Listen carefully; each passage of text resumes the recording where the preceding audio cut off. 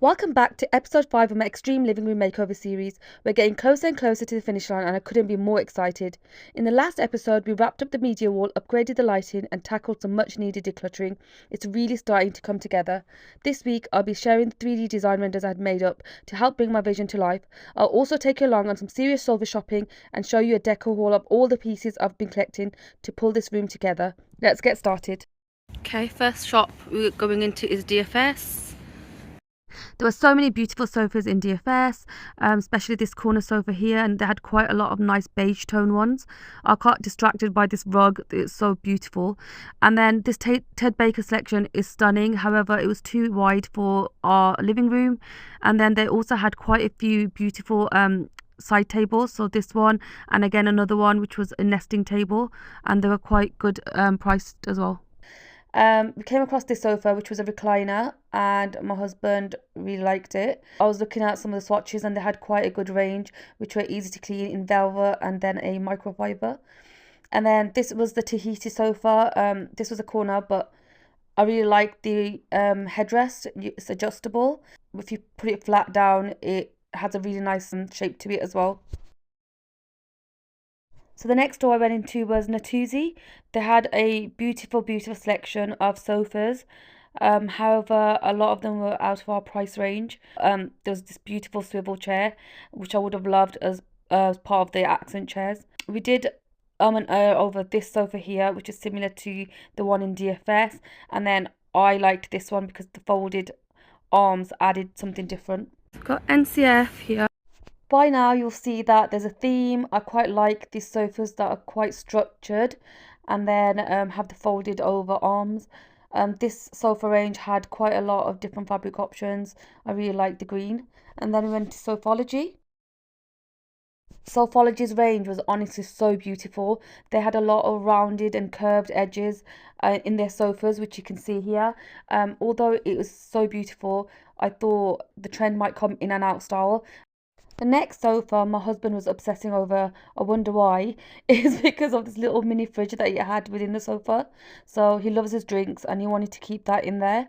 It had a lot of gadgets, but I didn't really like the structure of it, and I didn't want the gadgets again because it was so similar to the sofa that we have now, the Lazy Boys. So I wanted something completely different, but as you can imagine, boys and their toys, they love it. This one I'm in an iron one, and it was in my top two out of all the sofas that we've seen, because I love the shape. However, the linen that was on there, it wouldn't be hard wearing with our kids, so we had to look at some microfiber options. This is one of the colors that I really liked. It was a sand color, and I thought it looked really amazing in our space. So here is the white, I can't remember what it's called. I think it might be white, and the sand next to each other.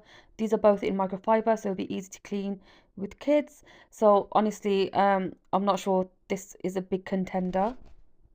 They did have other sofas that were similar in a darker brown colour, and this is that sand colour that I saw earlier. I was also looking at accent chairs. This one was extremely comfy, and it had a swivel function on it, and it'd come back around exactly to where you left it, so you don't have to keep readjusting. The next store we went into was Home Sense, and I went in there just to look for some decor pieces because they normally have some random beautiful bits in there. We did see some accent chairs that we really liked, but we couldn't find anything much in there that was pretty. The next store I went into was B&Q. You'd be surprised thinking they only do paint and hardware. However, they have a beautiful selection of homeware as well. And these vases, I absolutely adored all of them. But I thought they might be a bit too big for my shelving. So I didn't end up buying any of them, but I probably will get some later on. They also had some lovely rattan pieces that I adored, and a lot of greenery. They also had this beautiful olive tree, a mini one. However, I was looking for a much bigger one. Right, I've been doing some shopping and I thought I'll do a little haul of what I've been buying for the shelves. Right, so these mini vases, 3 in a set, were from Aldi, and again, this diffuser was also from Aldi. We also picked up a few candle arborers, they're very light. And then this hammered bowl was from Amazon. These books, they're faux books actually. One was Elements of Style, The White Company, and the Architectural Digest one. These little reeded bowls, and I got one in a small size and then another one in the larger size as well. The next thing we got was these flower arrangements.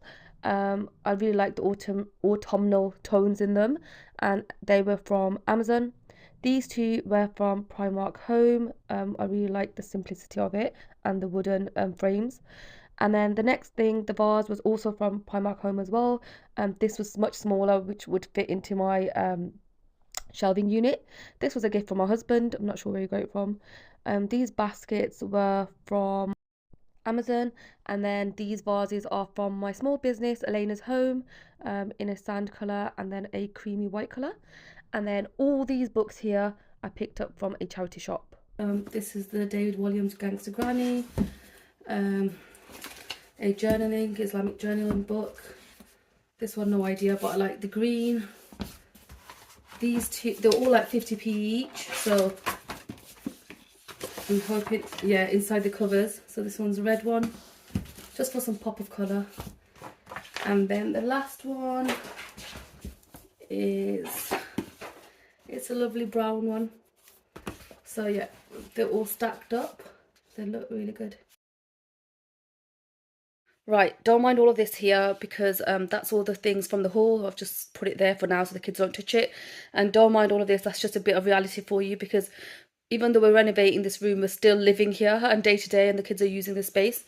So yeah, today I'm getting a bit in my head a little bit, because these drawers here, the IKEA Oxburg ones, I wanted to change them into the inspiration picture I had. I'll pop that up in the corner now.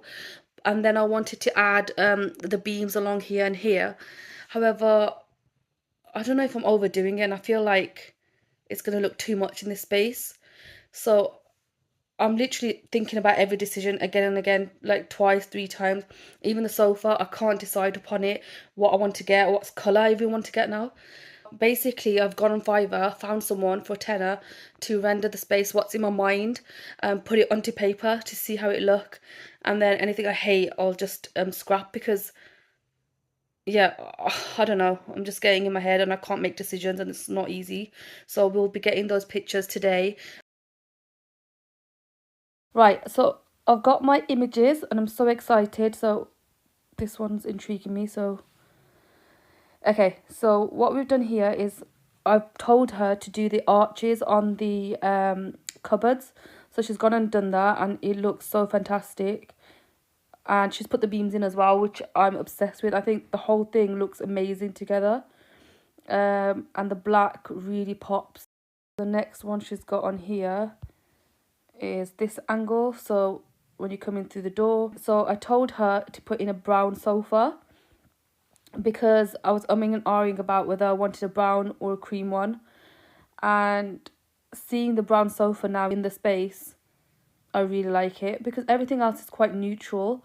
The carpet, the rug, and all the other elements. I think the brown will make the beams pop as well. So I'm definitely going to do the arched bookshelves, and I'm definitely going to add the beams.